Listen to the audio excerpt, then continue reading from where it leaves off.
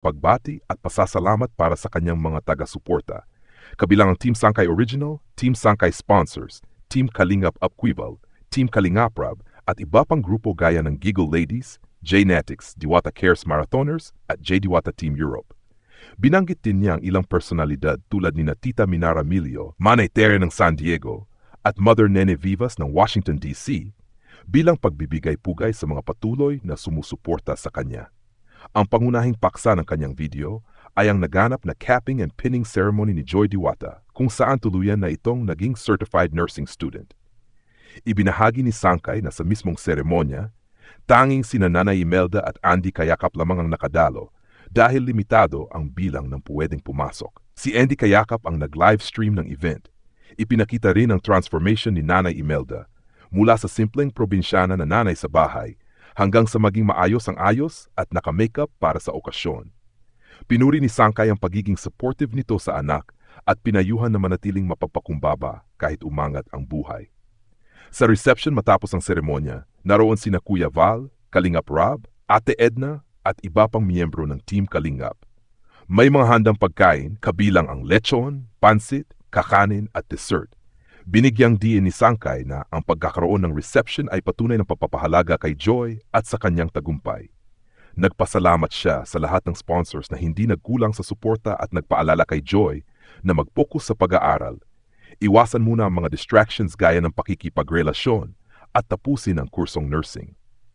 Binanggit niya na bihira ang pagkakataong matulungan ng ganito, kaya dapat pahalagahan at suklian ng kabutihang loob at pasasalamat. Hiningi rin niya na manatiling mababa ang loob ng pamilya ni Joy, huwag magbago ang ugali, at kung magkaroon ng kakayahan, tumulong din sa iba.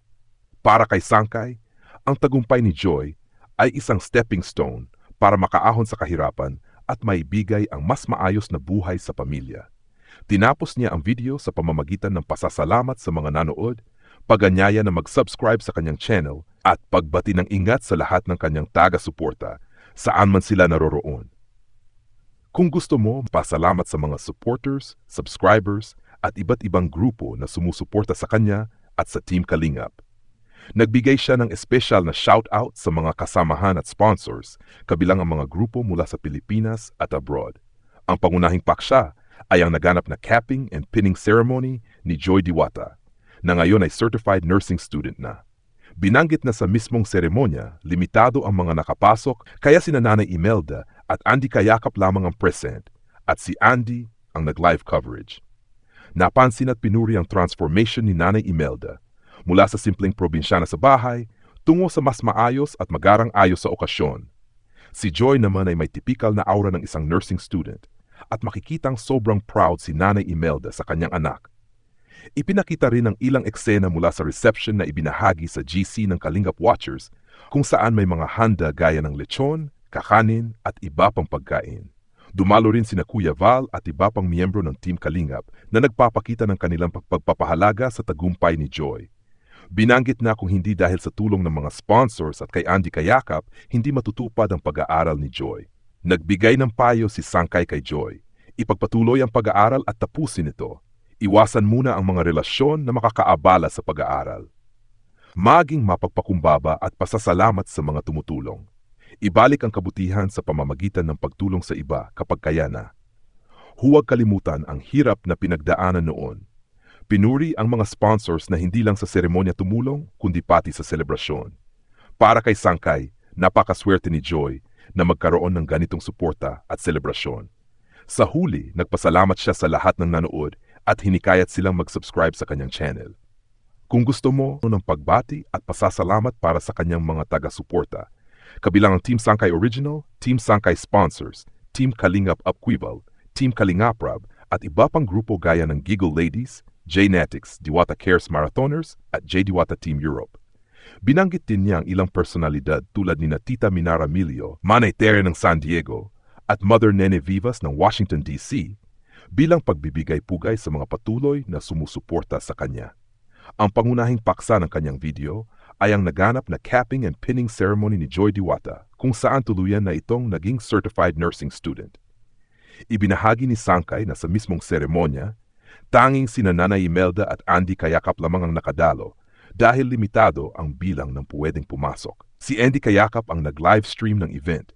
Ipinakita rin ang transformation ni Nanay Imelda mula sa simpleng probinsyana na nanay sa bahay hanggang sa maging maayos ang ayos at naka-makeup para sa okasyon. Pinuri ni Sangkay ang pagiging supportive nito sa anak at pinayuhan na manatiling mapagpakumbaba kahit umangat ang buhay. Sa reception matapos ang seremonya, naroon sina Kuya Val, Kalingap Rob, Ate Edna at iba pang miyembro ng Team Kalingap. May mga handang pagkain kabilang ang lechon, pansit, kakanin at dessert. Binigyang diin ni Sangkay na ang pagkakaroon ng reception ay patunay ng pagpapahalaga kay Joy at sa kanyang tagumpay. Nagpasalamat siya sa lahat ng sponsors na hindi nagkulang sa suporta at nagpaalala kay Joy na mag-focus sa pag-aaral. Iwasan muna ang mga distractions gaya ng pakikipagrelasyon at tapusin ang kursong nursing. Binanggit niya na bihira ang pagkakataong matulungan ng ganito, kaya dapat pahalagahan at suklian ng kabutihang loob at pasasalamat. Hiningi rin niya na manatiling mababa ang loob ng pamilya ni Joy, huwag magbago ang ugali, at kung magkaroon ng kakayahan, tumulong din sa iba. Para kay Sangkay, ang tagumpay ni Joy ay isang stepping stone para makaahon sa kahirapan at maibigay ang mas maayos na buhay sa pamilya. Tinapos niya ang video sa special na shoutout sa mga kasamahan at sponsors, kabilang ang mga grupo mula sa Pilipinas at abroad. Ang pangunahing paksa ay ang naganap na capping and pinning ceremony ni Joy Diwata, na ngayon ay certified nursing student na. Binanggit na sa mismong seremonya, limitado ang mga nakapasok, kaya sina Nanay Imelda at Andy Kayakap lamang ang present, at si Andy ang nag-live coverage. Napansin at pinuri ang transformation ni Nanay Imelda mula sa simpleng probinsyana sa bahay tungo sa mas maayos at magarang-ayos sa okasyon. Si Joy naman ay may tipikal na aura ng isang nursing student at makikitang sobrang proud si Nanay Imelda sa kanyang anak. Ipinakita rin ang ilang eksena mula sa reception na ibinahagi sa GC ng Kalingap Watchers kung saan may mga handa gaya ng lechon, kakanin at iba pang pagkain. Dumalo rin sina Kuya Val at iba pang miyembro ng Team Kalingap na nagpapakita ng kanilang pagpapahalaga sa tagumpay ni Joy. Binanggit na kung hindi dahil sa tulong ng mga sponsors at kay Andy Kayakap, hindi matutupad ang pag-aaral ni Joy. Nagbigay ng payo si Sangkay kay Joy. Ipagpatuloy ang pag-aaral at tapusin ito. Iwasan muna ang mga relasyon na makakaabala sa pag-aaral. Maging mapagpakumbaba at pasasalamat sa mga tumutulong. Ibalik ang kabutihan sa pamamagitan ng pagtulong sa iba kapag kaya na. Huwag kalimutan ang hirap na pinagdaanan noon. Pinuri ang mga sponsors na hindi lang sa seremonya tumulong, kundi pati sa selebrasyon. Para kay Sangkay, napakaswerte ni Joy na magkaroon ng ganitong suporta at selebrasyon. Sa huli, nagpasalamat siya sa lahat ng nanood at hinikayat silang mag-subscribe sa kanyang channel. Kung gusto mo,